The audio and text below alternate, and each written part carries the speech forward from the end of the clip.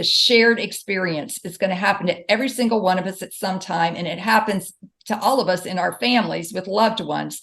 And here's the clincher. It can happen tomorrow.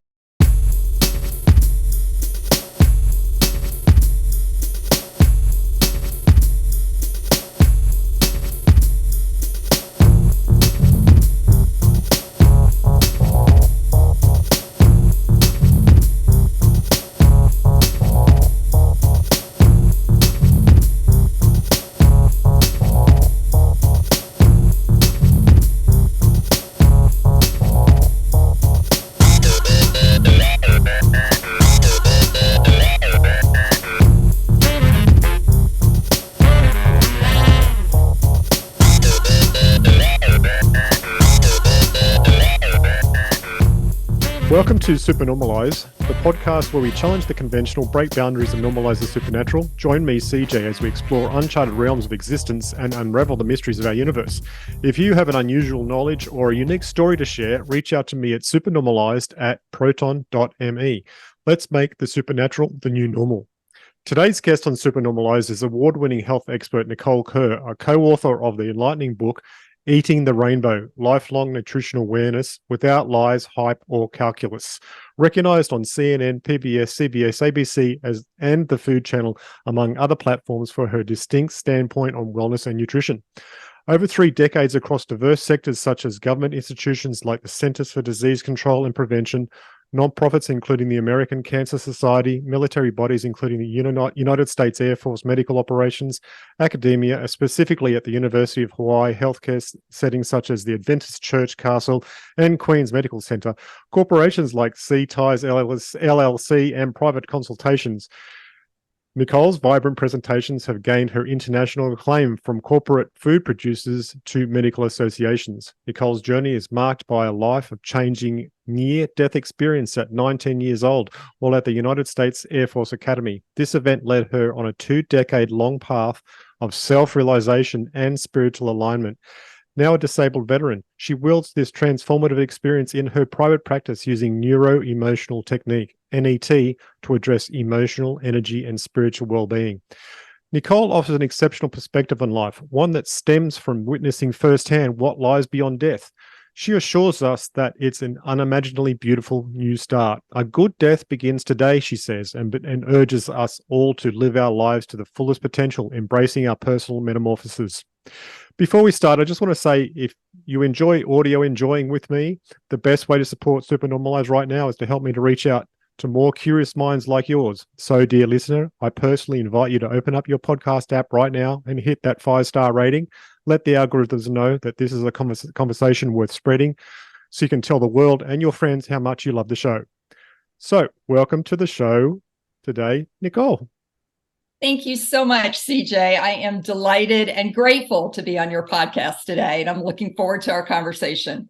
I'm looking forward to our conversation. I'm still reeling from the photograph that you shared with me of the accident and the car and how smashed up it was. I'm totally amazed. That's so shocking. I mean, so you're 19 years old. Were you on the way to work or something, or how did that go? I was a cadet out at the United States Air Force Academy, which is one of our 4 military institutions here. So we can go directly from high school to college. It's like a university, and you come out and you're a commissioned officer. So they had just opened it up to women. Previously, it had all been male. So our government said women have the right to go to the academy. So I was one of the first classes of women back in the early 80s. And I was in my 2nd year. And I have to tell you, I was only doing it because my dad wanted me to be there. Oh. I was a people pleaser. I'm actually a recovering people pleaser, okay? Because I wanted to be the apple of my dad's eye. And he had gone there and graduated and went on to become a Marine. And I had 3 other siblings, but I knew they wouldn't go into the military. So I applied, and to my shock, I got accepted. And I knew within the first 3 weeks of boot camp, this place was not for me. Right. I used to model. I'm 6 feet tall. I didn't do anything in high school to prepare me. I wasn't ROTC or any of that. Yeah. I just went. And then all of a sudden, I had people screaming at me. I was doing push-ups. I mean, boot camp was hell. And I was just like, what have I done? And the abuse, Yes. it was not only mental and physical, but with women, there was a lot of sexual abuse going on. And unfortunately, there Oh, still is. yeah. But I couldn't quit. There's an unwritten code in our family that you do not quit something. You do Yes. not fail. Okay. So Mm, failure is not an option in my family. yeah. So even though I knew it wasn't the right place for me, and my soul is like, you don't need to come up here and learn how to kill people. I don't think anybody's soul is designed to, for the actual preparation and then potential going to theater and killing people. That is just not what our human psyche and souls are meant to live out. And that's why Yes. there's so much trauma with our military veterans, is because from a soul perspective, it has absolutely fractured the person. That's But right. getting back to me at 19, I finished my first year. Do not ask me how, because I must have been sheer willpower, because I Yes. had to go through, survival training in the mountains. I had to go through all these kind of things. And I just was like in terror the entire time, thinking I'm either going to fail out of here or something's going to get me kicked out. And to me, that shame and humiliation, embarrassment that I couldn't cut it. I couldn't live with that, knowing my father had all this pride in his daughter going up there. So the beginning of the sophomore year, we were at a big squadron party to kick off the new year, Yeah. and the Air Force actually broke their own regulations and provided alcohol to underage cadets. So everybody was drinking. Yeah, big no. Oh, And so I was one of the last to leave, and I got a ride back with a senior. I was a sophomore, and yes. I didn't know him. And he said he'd be happy to take me back. And he was driving a Corvette convertible that was red. And I was like, oh, this is going to be fun. I Mhm. wanted to have some fun, because my whole life I lived in the South. I was really, my dad was a very controlling person, being in the military. Mm, Fun was not in his vocabulary. Work right. is in his vocabulary, but not fun. So I thought, I'm going to have some fun. I'm going to go back with this guy in a Corvette convertible. Woo. Well, he wanted to stop and have a couple more beers. And then he wanted to stop and watch the sunset. And we had a timeline. Curfew we had to be back for. And needless to say, I didn't realize he had an agenda that he wanted to make out with me. I had never been on a date before. Can you believe that? Oh, Here I am, 19, and my dad's sending me to a place with 4,000 men, okay, and telling me his rules are do not smoke, do not drink, and do not date other cadets. oh, So yeah, big time. So the last thing I remember was pulling off the road from, we were watching the sunset, and I was really concerned about getting back on time. I did not want to get in trouble. And we got back on the road. And then the next thing I remember, I woke up in the ICU department at a local hospital. Okay. That blank space of memory did not come back for 19 years. Okay. I oh, went on. wow. The only thing I remembered was bright white lights, clear lights. That's the only thing out of 19 years that I even remembered about that time frame. And Yes. then fast forward 19 years, I'm at work at the Centers for Disease Control. I go to Starbucks, my usual routine. I get my coffee, and all of a sudden my body flashes back to the way I was sitting in the car. And I had to pull over because I was shaking. And I thought, oh my Mm, God, I'm drinking too much caffeine here. And it's like, no, the rest of the memories started coming. So instead of going to work, I went to my body worker. And yes. what was happening was this was a repressed memory. And my body now felt safe and supported that the memory could come up. Yes. And boy, was it a memory. It blew me out of the water because I didn't remember any of this. So let's go back to 19, where at the scene of the accident, some bystanders heard the crash. They came out, took a look at me, took a look at the driver. The driver was conscious. He had some injuries on his back. He was well over the legal limit for drinking. Oh, And I, on the other hand, they couldn't get a pulse on me at all, any kind of vital. So they covered me up with a blanket and said I mm, was dead. oh Now, no. it took between 10 and 13 minutes for the first responders to get there. And then the EMT and the fire department and all that came on. Yes. So I was clinically dead they estimate between 10 and 13 minutes.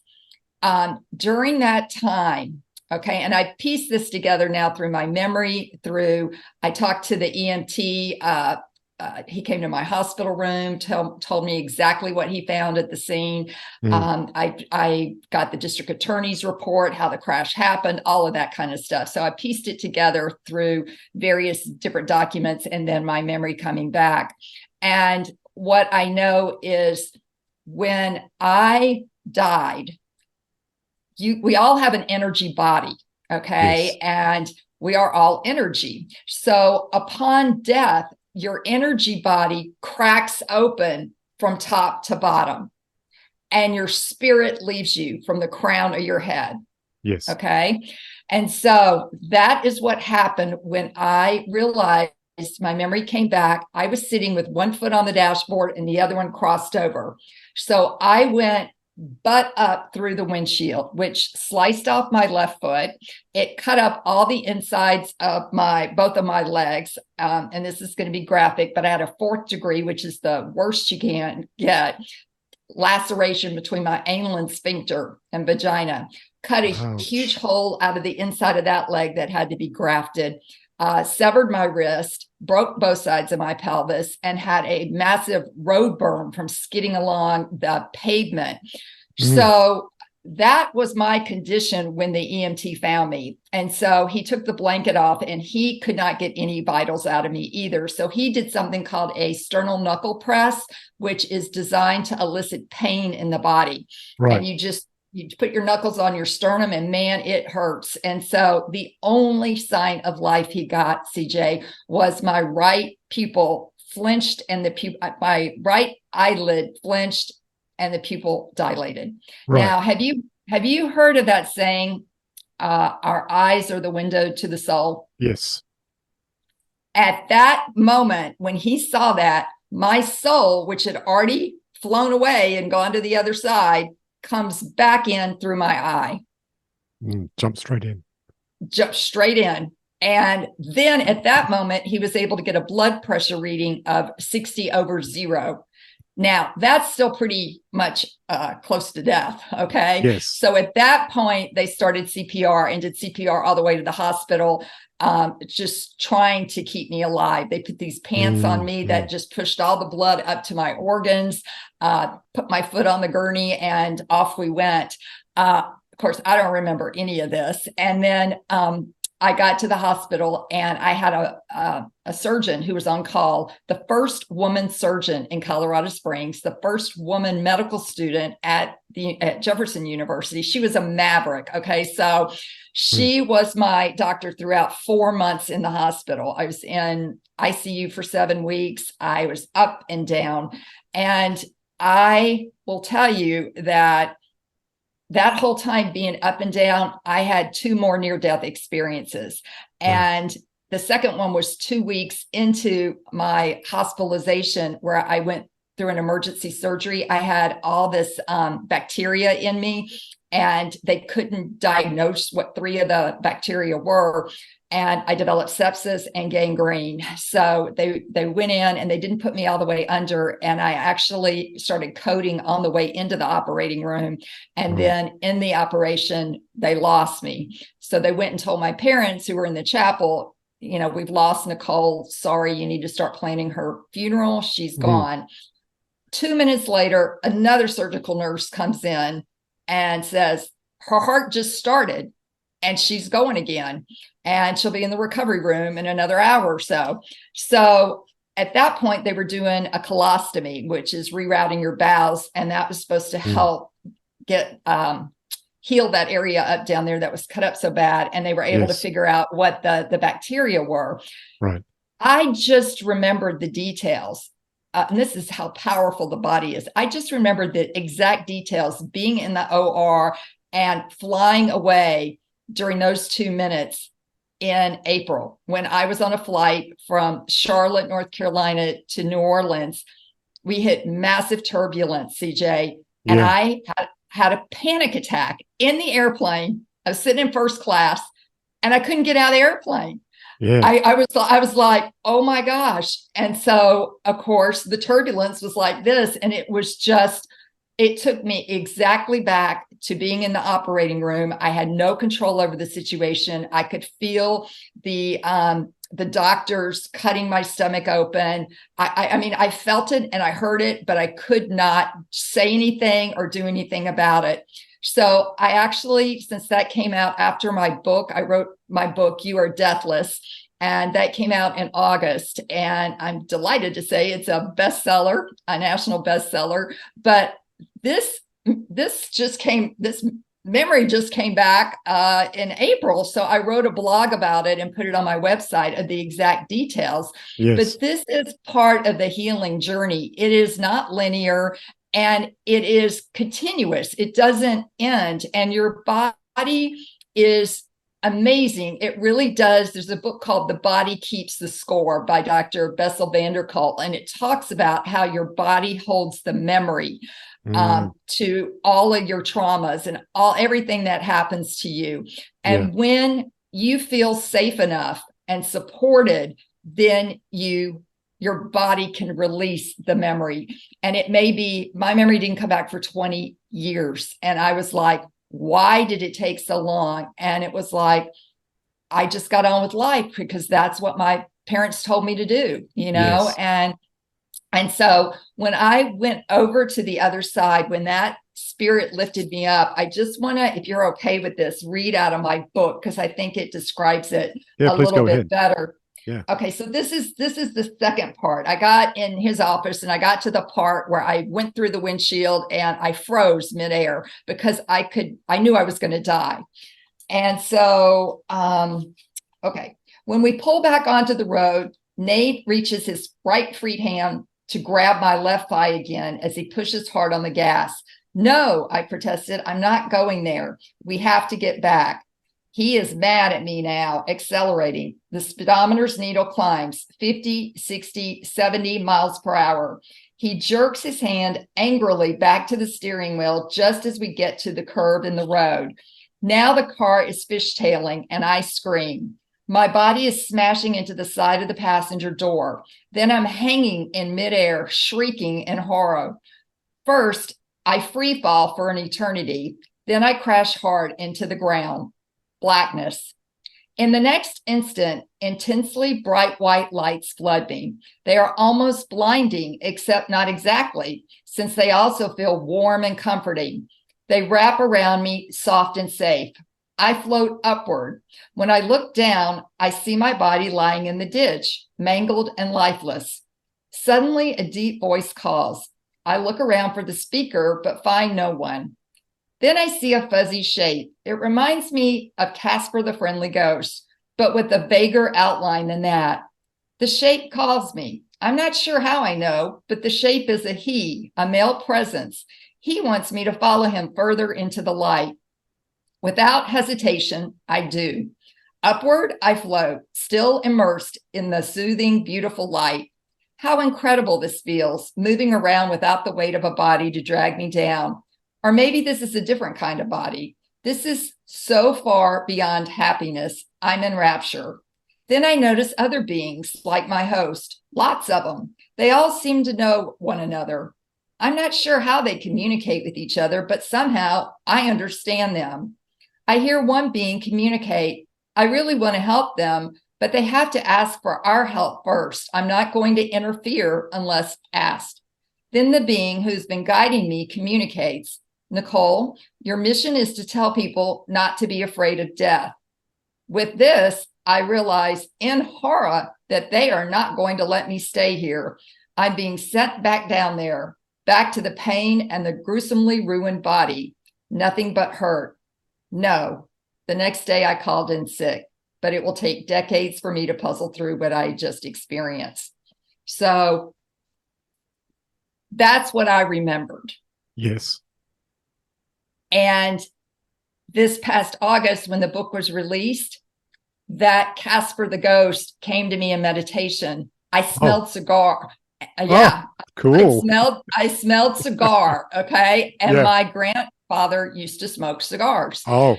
And he died at 58 years old from a massive heart attack. Right. And I was in August is when he died. And so I was meditating and I started like smelling the cigar and I looked around and then all of a sudden I heard this voice trying to get my attention. And I'm like, oh my God, who is this? And he said, this is your grandfather. And I'm like, my grandfather?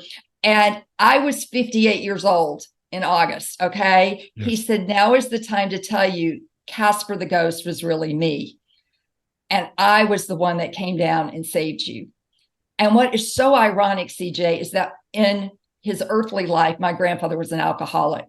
And here it is, I got killed by an alcoholic. It turns out that the driver was an alcoholic, and I didn't know that. So the irony of that does not slip by me, And I will tell you, on the other side, the colors were absolutely amazing. They're not all contained in the the Crayola color box that has the 100 of them in it. There's so many more colors than that we can't even imagine. Yeah. And the music, and it's just, I think death is a subject that we just don't like talking about because it's just in the way it's been written about in books and stuff is very much doom and gloom. Yeah, and fear-based. And death has this cloud of depression and negativity throughout our culture and society. Yes. So my whole reason for coming back was to tell people not to fear death. And the irony is the God that I believed in at that time when I was 19 was a God similar to a God of duality. On one side, God loved you and would protect you, but he also had a set of rules. And if you didn't obey those rules, that you would be punished or you would go to hell or you would be separated from him from all eternity. So Southern Baptist, a Catholic, went to two different churches, the Lutheran Church and the Baptist Church. So it was very much a conditioned state of whether or not you got to go meet God. And if you didn't, you would be not only eternally separated from God, but from your family. And for any child, that is fear. So you grow up in fear of God, and usually your dad represents God growing up. So you fear your dad, and especially in my case, who was a Marine, and subsequently God. And then my dad blamed me, judged me for breaking his rules, and I deserved what I got. Oh, that was his take. And of everything that's happened to me, that to me hit me in the heart the worst, and it's taken me decades to work through by a lot of different modalities, both in Eastern and Western medicine, to understand how he could be so cruel and mean and judge me for something that I wasn't driving, I wasn't responsible, and then come to find out this was an absolute mind bender. My roommate at the Air Force Academy, we had a plan to drive back together. Okay. And I had not spoken to her for 39 years. She quit the academy that following Christmas. When I left, I got discharged and no one heard from her. So I found her on Facebook and we did a Zoom call with the 4 freshman roommates. And the first thing she said to me, CJ, was, "I'm so sorry, Nicole." And I said, "What are you sorry for?" She said, "I caused your car crash." And I said, "No, what?" That's exactly what I said. And she said, "We had a plan that we were going to go back together. And one of the senior cadets was drunk and I liked him and he wanted me to drive his car back for him. And you asked if you could get in with us. And I said no, because I wanted to be alone and probably make out with him." Oh, no. And then she bore that for that long. And she said, "There's one guy left. He's over there in a red Corvette convertible." And I said, "But he's been drinking." And she said, "No. Oh, that doesn't matter. They all have been drinking. Go have some fun, Nicole, and I'll see you back at the academy." Oh, no. So she took that on as her responsibility. Yeah. Oh, no. And she said she's been haunted by it for 39 years. I said, why didn't you ever tell me this? She goes, I thought you remembered, which I didn't. Mm. And you were angry at me and that you don't want to have anything to do with me. Oh. I said, oh my gosh, I never knew this. So you got a lot of healing in that Zoom call. Yeah. Yeah. And then you know what? I say to my dad, okay, Dad, it wasn't, look, I knew he had been drinking and this was the only way back. And he says to me, and this is when our relationship went, it had gone off the rocks before that, but now there is no relationship. He said to me, and this is his thinking, you still made a bad decision and you should have walked to the academy 20 something miles in the dark on a Sunday night. And I just went basically like that to him. And I haven't talked to him since, and I won't. And and it's sad, but that is his belief system, that I made a bad decision, and anybody that does that deserves whatever consequence. And that was extremely difficult for me to accept. And my mother is very religious, and so is my dad. And I would say now they're religious addicts. So at this point, their belief is in this old concept of God, the duality God. And my experience when I went over to the other side was God, source, whatever you want to believe in or call it, is nothing but love. That's light and love. That's exactly. It's energy. Yeah. It is not a physical person with a white beard. I did not go up to the gates where there was, gold judgment or anything. There was, in fact, that's one of the lessons is we are not judged. It's not Santa Claus up there taking, are you good or are you bad? And here's everything you've ever done. Everything like that is designed to keep us in fear. Anything remotely stirring up fear in you is not of God. It's just not, because that's not God. And God doesn't have feelings. He's not sitting there going, this is good and this is bad. Because it's not a human, it's a energy. There's nowhere God is not. God's presence is everywhere. That's right. And when I tell people, they go, what church do you go to? I go, Church of the Beach or Church of Nature. Church of Life. I don't need four walls, No, this is it. Yeah. And it's all about your relationship. Well, your beliefs about God shape your relationship with death. And that's what I realized is I died in fear because I had the belief that I was a bad person. I'm making a bad choice here and I'm getting punished. And when I got to the other side, that was like totally blown out of the water as an untruth. It was a false belief system. So when my memory came back, I tried to explain to my parents that no, God is just love. And there's nowhere God is not. And it was the most amazing experience. Death is absolute, beauty and light and loving kindness on the other side. And not only for me, but hundreds of thousands of people that have had near-death experience, and we need to start talking about it in a positive way, not to say that when somebody dies, there's not the human part of us that feels, you still have empathy, knowing through their suffering, grief and pain and loss. And we have to carefully and compassionately hold and heal that for the person. But the cosmic context is benevolent and extraordinary. And knowing, when you really know that true context, it enables us all to live happier lives, and we can prepare for our own graceful passing and also to support others as they approach their own transition. Because our souls are what never die. And that's the title of my book, You Are Deathless. That soul escapes right out of your head and it goes up, and this isn't your only rodeo. Your soul comes in here to evolve. Okay. And that is what I realized is when I came back, my contract on what I came back to learn and why I was here got rewritten. I was here now to get this message out, and it wasn't about my family.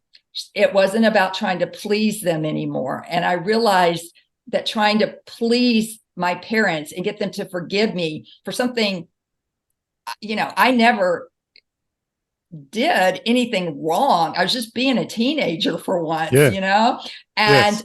I just got slammed. But their imprint on me, that they always knew what was best for me and the rest of my siblings, carried so much weight that I lost my sense of self and my identity.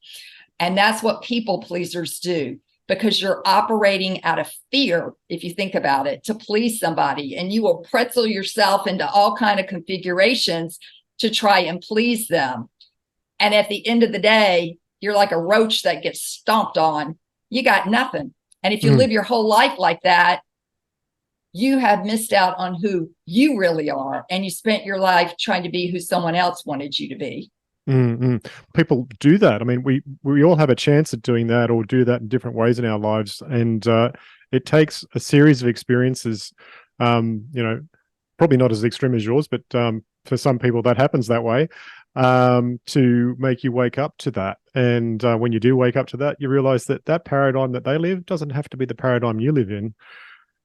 And from that point on, and from that point on, and that's what I think this whole COVID time out was about, was to allow people a chance to start awakening to who they truly are, instead of unconsciously going around, and just because your mother did something and your grandmother and your great grandmother did it this way doesn't mean you have to do it this way or believe this way.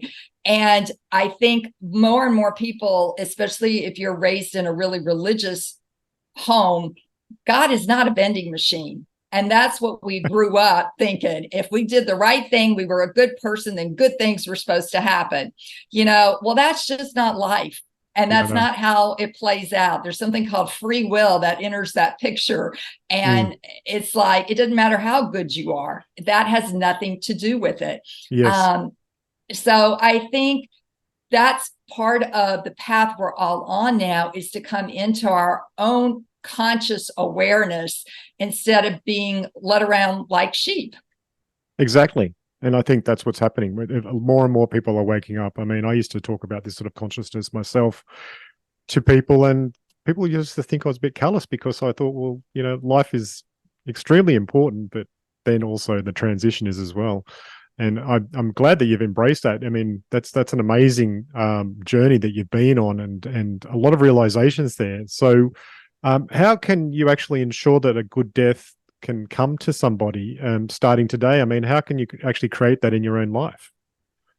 First of all, you have to examine what your concept of God or something greater than you is. And if you don't believe that there's anything other than this life, this is it, and when you die, that's the end of it, I got news for you. You're going to go along with the rest of us. When you get ready to transition, you will have angels, deceased loved ones, including your pets, that will come and surround you and escort you over to the other side. Yes. And if you think about the breath is the life force in all of us. Okay, that's the chi, and that is what leaves us. And you think about how much time we spending on our bodies trying to look a certain way and get physical and all this kind of stuff. And it's important to eat healthy, and that's why I went into nutrition and all this. But the more important thing is your spiritual wellness, because developing a relationship with your soul. And growing up, all I knew was soul food and soul music, and the wrath of God would come upon your soul if you didn't do what was, you were told to do. But I didn't know what my soul was. I didn't know that is that eternal spark of God that's in all of us. God is not separate. God is in you, CJ, and me, and all of us collectively. We're this one collective consciousness. Exactly. And everyone and everything is connected. And damn it, excuse my language, but we have not learned that lesson yet, especially in America. We are so freaking divided, and thinking instead of realizing we're all connected. Yes. And, when I was laying there on the pavement, the EMT didn't care if I was white or black or brown or whatever. His job is to save that person. That's right. And we used to say in the military, we all bleed red. That's it. We are all human, and we all have the same fears in life. We all are one, and this fear to separate us and to pit us against each other, that is part of this. Fear is a very low vibration. Yes. And when you're in fear, you cannot have clarity, because you're operating from that part of your brain called the amygdala, where you get into fight, flight, fear, or freeze. Okay. So you think about when you're making a decision and you're doing it out of fear, that decision is not going to be for your highest and greatest good. You need to be making it from your prefrontal cortex, which is that front part of your brain where your executive decision-making process happens. And so in order to do that, you have to get yourself aligned. You have to get your heart, your head, your body, your spirit, and your soul in alignment. And so many of us cut ourselves off here, and we don't actually embody emotions. Okay. We think them. Yes, I think I am mad at my mother, but you don't allow it to get into the body and feel it. Okay. Yes. Because so many of us were conditioned to not get angry at our parents. Don't hurt your mother. Oh, heaven forbid you hurt your mother, all of these things. So what do we do with those emotions? We stuff them down. Yes. And over time, they will eventually come out physically in some kind of dis-ease. And the doctors will go, I ran the test, but I can't find anything wrong. And I will say to you, there's stuck emotions in you that you have not processed that are sabotaging you and keeping you from being the being that you were born to be. And that's why there are techniques like NET and EMDR and all these other techniques that are looking to get at the unconscious part of the brain that is reacting to current day triggers. And why every time you get stressed or triggered, I can tell you 100 times tonight to eat that pint of Ben and Jerry's because you're a diabetic, but you're going to go to that pint of Ben and Jerry's when you get stressed, because it's going to give you a dopamine rush and it's going to calm you down for just that few minutes. So you have to start unraveling your emotional life and realize there are more emotions than bad, sad, mad, and glad, and get in touch with that. Yeah. And then you have to address the spiritual part. And that is, to me, the most important and the most powerful, because I did not start my heart beating again. I did not take my soul and go, whoop, out you go and in you go. I had no control over that. Okay. So it is a force beyond me that was doing all of this. And the same thing in the operating room. Yes. I wanted to leave. I did not want to come back in that body because it was going to be painful having to be dependent on my parents again, because I literally couldn't go to the bathroom. I couldn't walk. I was back to an infant stage. And I'm going, they're going to want to go to church. I'm going to have to go back and listen to all that crap from those preachers. I was like, why live? I don't know what I'm going to be like physically, and I don't know where my life is going to go. So I was really depressed, and I had PTSD, and they did not diagnose this until 3 years ago. Oh. So I struggled all those years, 35 years, with diagnosis of anxiety and depression, put on different meds, nothing would work. And then finally, I had someone from our Veterans Administration go, Nicole, you've had PTSD the whole time. So no wonder I've had migraines and all these other things, and I think, PTSD is real. And a lot of people have gotten it. So many people just from COVID being traumatized through that, Right. and that you have to deal with these wounds. You just can't just shut them down, So that piece about your soul, start if you journal, Lee Harris has a great little exercise on the front page of that journal. Write, what does my soul want to tell me today? That's a good start. Yeah. And just see what happens. Yeah. Or just ask your soul. I say, I invite my soul to offer to me whatever it needs to, and I will receive it. Yes. But be ready, because it could be a big boom, like, oh my God, this is a shock. I don't know that I really want to face this or deal with it. It may be a toxic relationship you're in, that in order to really be free, and this is ultimately when you let go of the fear, you're free. Yes. And that's where in death, the place to be is free of anything but the next. It's like John Lennon said, I get out of one car and I get right into another car. It's just the next transition. Yeah. But for us, it's like, oh my God, they're physically not going to be here anymore, but they're there in spirit. And that's the part you can communicate with. Yes. And, it doesn't take psychics and mediums and all that. You can do this yourself if you train yourself. Yeah, just like be open. And talking to your angels. We all have a guardian angel, and we all have a spirit guide. Yes. And whether you believe that or not, I'm here to tell you it's true. And start getting to know them, okay? Because they can help you. And people think I'm crazy to say, oh, call on your angels for a parking space. But it's as simple as that. A parking space will show up. I do that all the time.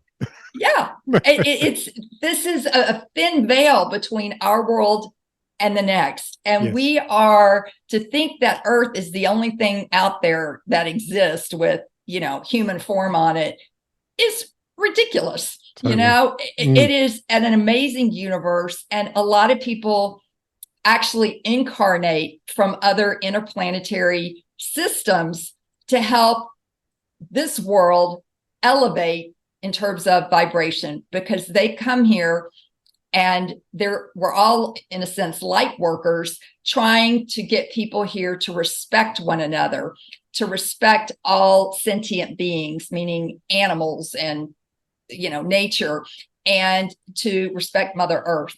And we have not done a good job of that. And so other beings incarnate into this planet, and it's a very hard journey for them, because they see what goes on and they're like, I want out of here, man. This is almost impossible. But we're going to change it. I have hope that, that the light is going to show through this darkness and the shadow, and it's starting to already, but it's going to take a couple of more years. I think we're going to have a couple of more tumultuous years, because people have to really get the message as an experience and at a really visceral level that it applies to them. And it's kind of like the air in North America. Canada has had a lot of wildfires, and the air quality has gotten all the way down the East Coast to South Carolina.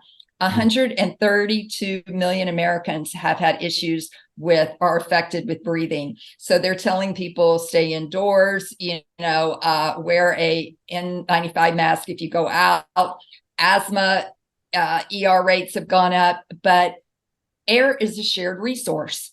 And when something like that it affects everyone, and we're going to keep getting this over and over again until we get the message, because that's how life is. It will keep giving you the same experience. It may be in a different color, a different shade, but it's the same color. And same way in a relationship. If you're dating a guy that's bad for you, you may go on to the next one, but until you address the root issue, you're still going to pick somebody in that same color field. Yeah, for sure. It does seem like that at this stage in reality that nearly everything is pushing us in the right direction. Although it does seem a bit of a hard step to step off the old ways of being into the new ways of being for some people. And as you say, a lot of people have got to have PTSD, and they've got to come out of that too, and wake up to where they are and who they are and how we are all connected. And that's normal to me. That's the normality of reality. And it does seem like it at times that we are pushed in divisive directions, and we don't need to be, because essentially we are one. We are one. We are connected. Yeah. Mm, Yeah. And when you know that, it takes the pressure off of going, I don't even need to feel this way, because one of the other things that you could do is quit judging yourself, because if you judge yourself, you're more likely to judge others. So when you overeat something, or you lie about something, or whatever it is, and then you judge yourself as bad, you got to quit that. Okay. Because love is all that matters and is the source of all that exists. That is one of the lessons from near-death experiences. And that speaks directly to God, as love is all that exists. But we have to learn that we are love in that pure soul form. That is love. And that's who we are. And we don't need it from anybody else when we are filled with it ourselves. It's nice to have it, but we don't go trying to fix others and change them because we're in fear that we're not going to get their love. Yes. When I see people upset with things, and I say, look, you're just being upset because they're not being you. Yeah. Let them be who they are. They're their own person. That's right. So yeah. Wow. So it's been quite a journey already on this podcast, and with everything we've been through here. Now we are going through like challenging times and big evolution.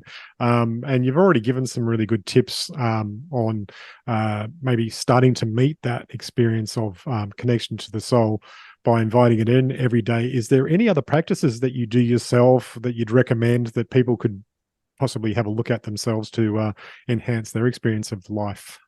Yeah, there's a great documentary on YouTube called Stressed. Okay. And that is about neuro-emotional technique. And I know it's available in Australia. And that is a non-invasive way of of getting at stressors that you're not even aware of, that you are getting triggered by. So that's one modality that I did that was a game changer for me, because you don't know what you don't know, but your body knows it. And so that's one avenue. The second avenue is to start becoming aware. Once you're aware of something, you can't go back. Okay. So there is meditation apps that you can listen to, Insight Timer. There's just a lot of different ones. Start listening to positive meditations that align with you. There's also ones on how to talk to a spirit guide, and how to talk to your angels. Just play one or two and listen to them and just go, I'm going to be open-minded, suspend my disbelief, and see what happens. Exactly. So just, you have to get in the habit. It's like a muscle. Your soul is a relationship that you're building, and your relationship with your angels. And it's not a one-off, like, help me, my brother's got cancer, please cure him kind of thing, just when you're in crisis. And so that's another thing is this development, because as you develop the relationship with your soul, you're developing the relationship with who you really are fundamentally at your core. And that is when you start getting that you're light, your love, your beauty. And it doesn't matter if you're disfigured like I am from my injuries, that is not who I am. My essence is beauty, and people are so trained to think of exterior beauty as being the definition of beauty, when it's not. Loving kindness, that is a trait to start practicing. Okay. And catching yourself when you should yourself. Should is a shame-based word. And when you say, oh, I should have done this, or I should have made that choice, or CJ, you should have done this, or you should have not had Nicole on, or whatever, all of those are shaming messages, because they're implying that you don't know what's best for you. So they undermine your self-esteem. Yes. But so the thing is, the thing is, that word. Go ahead. The You thing go. is, I was going to say, you got to kick that football right out of the park right there. Get that word out of your vocabulary. And when you start realizing you're saying it, catch yourself and just say, okay, stop mid-sentence, even if, if it sounds awkward. The other word is try. Get that one out of your vocabulary as well, because trying isn't about not committing. And this is about a commitment to yourself. Yes, exactly. I mean, we are always doing the best that we possibly can at that moment in time with the information that we already have. So there's no point in should, and also Right. there's no point in try. Just do. Yes. Yeah. And so those are some things. And if you're a people pleaser, if that is your identity, okay, and all of us have different identities at different points. I can see how, when I was a kid, I definitely wanted to please my parents for their approval and love, but I took it to the extreme. I went to the academy because my dad wanted me to. I didn't live my life. And so be aware if that's what you're trying to do with your parents, with your siblings, with your own children, because it's an identity that's based in fear and it's really a myth. So you need to let it go. And that's a hard one, but it really is starting to voice your own reality and your own truth. Instead of worrying what they think about what you say or do. How do you identify your own truth? That is where you listen to that part of you, that soul, and you have to start asking the question, what is it that I really believe? And we are taught, a lot of us, especially women, not to trust ourselves. That other people know better for us than we know for ourselves. And all it took was that one accident for me. And I was like, I can't trust myself. I can't, pick a guy that knows how to drive. So I better listen to other people because I certainly can't trust me. And then you get it reinforced with parents or adult figures or, authority figures that tell you that. And they create a fear-based environment. So if you're in a fear-based environment, whether it's work or religion or a relationship where there's a one up, one down, when you try to put it like this, you'll either both come to an agreement that you're meeting each other with respect, or the relationship needs to dissolve, because if that one person has that kind of power over you, you lose your power. And this is all about when you trust yourself, you get your power back. Yes. Wow. Okay.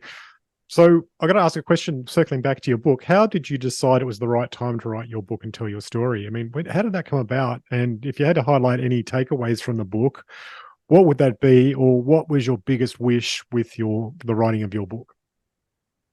Well, first of all, I will tell you, it took me 13 years to write this. Yes. I came from a science-based background at the CDC, and I wrote a lot for scientific journals. This book that I wrote came from my heart. It was a totally different way of writing. That's why it took me so long.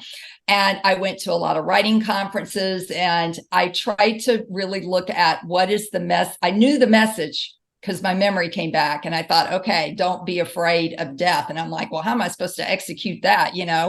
And then during COVID, I took what I had, which was probably draft number 100. I think I filled up the cloud with all the writing prompts that I did. Okay. It was, I hired a writing coach. And then I finally was able to come to a place where I had the ending. The ending was my relationship with my roommate, and realizing that had to go in the epilogue, but taking the 10 common lessons from near-death experiences that are based in science, I wove those in, and so that people wouldn't just think this is foo-foo stuff, because this has actually been documented, because so many people have had them, and more people are coming forward now and saying, I had a near-death experience when I was 1, or I'm starting to remember it now. And so they've accumulated a lot of data on this.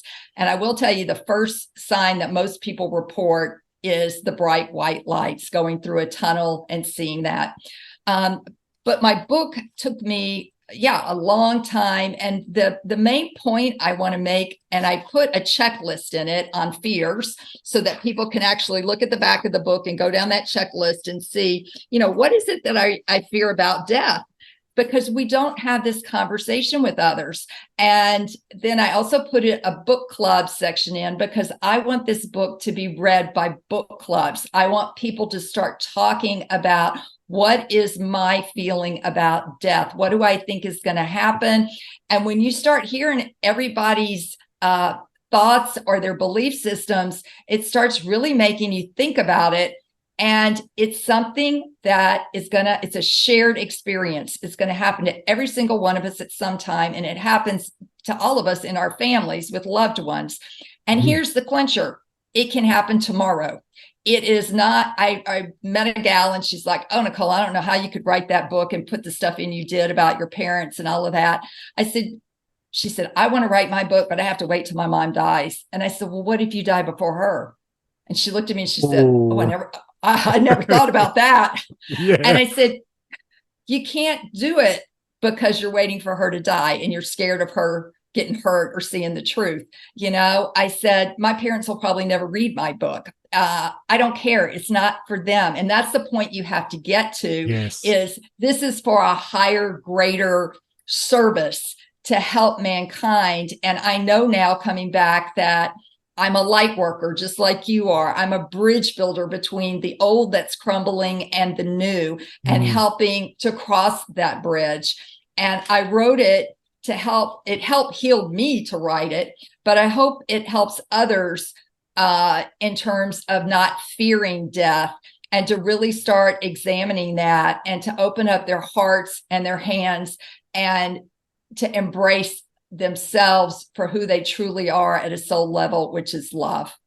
Exactly. I mean, the human experience, oftentimes when we aren't aware of all these things, it can seem quite isolating, and all of our experiences seem personal and unique. But honestly, we're all, like you said, we all bleed red, and because of that, the advantages of actually sharing your experience to the world, as you have with the book, is going to be a benefit to many people. So, I'm really touched with everything you've shared today, Nicole. It's been totally amazing, and I've really enjoyed our conversation. And your books, I'm going to have to read your book now, because that sounds like it's going to be quite the story. Well, and it's also available. I just did the narration for Audible, so it's on great. there. If you prefer to listen to it. That was not easy. I had to go back to therapy for that. It's one thing to tell your story in your own voice, but then to have to listen to your story. Oh boy, I'm like, that was me, And there's one other point I want to make in terms of wellness, because that's the field I went into, and started with dietitian, but I'm at this point now where I want people to understand, when you have a trauma and your parents have traumas and they don't heal it, they have no compassion and empathy for you and the trauma that you're going through. So they do it their way, which was just gut through it, get through it, you're going to be okay. That is not the way to do it. I developed an eating disorder because my parents told the doctor, who said Nicole needs a psychiatrist, she's got some really mental issues. They didn't believe him and said Jesus is her psychiatrist. Well, Jesus never showed up on the sofa and said, Nicole, let's talk about your eating disorder. So I dealt with binge eating disorder for 20 years, which is so shame-based because I hated myself. So that is really important. And the other piece that I want people to be aware of in the healing process is something called soul loss. When you go through trauma, your soul will fracture, okay? And it does that to protect you. It really is a self-protection mechanism. And there's 3 really distinct phases that you'll know if it's you. And the first one is you don't want to be here. And I didn't want to come back. Okay. So that was number 1. Number 2 is you develop, a lot of people develop addictions or compulsive behaviors because they're wanting to be like in a trance so that they don't have to deal with anything. And the third one is you have this chronic health condition where you just feel hopeless, like it's never gonna get better, so it's depression. It's just life is just, it's chronically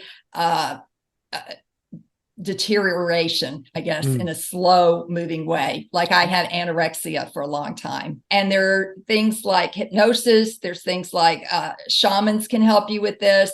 But just like any other wound, a flesh wound, a mental wound, it has to be healed. Those fragmented parts need to be called back into your soul so that it can be whole again and healed. So there's a spiritual wound in place as well. Yeah, so these are all external, like scars, and they turn into these things, so then they can be expressed. It's not the full expression of the trauma being released, but it's still an expression. And also people do the same thing with self-medication. That's another expression of that trauma in some sort of way. And self-medication doesn't solve it in the end. You're just, again, band-aiding the symptoms. So, so people, really need to look at their traumas and work through them in some way that's going to be helpful for them. And as you say, there's a lot of modalities out there now that can help, like NET and various types of journeying and shamanic work. And it's good that all these things are coming to the fore now, and they're actually becoming normalized because, it's needed. It's so needed in our society because we've been so divided and distracted, from what we really are. And we've had something called spiritual amnesia. Exactly. We have forgotten at the root who we are and we've had all these filters put on us since we were babies, and we have to unwind from all of that and remember who we are as these loving, brilliant, beautiful, light, gorgeous beings. Exactly.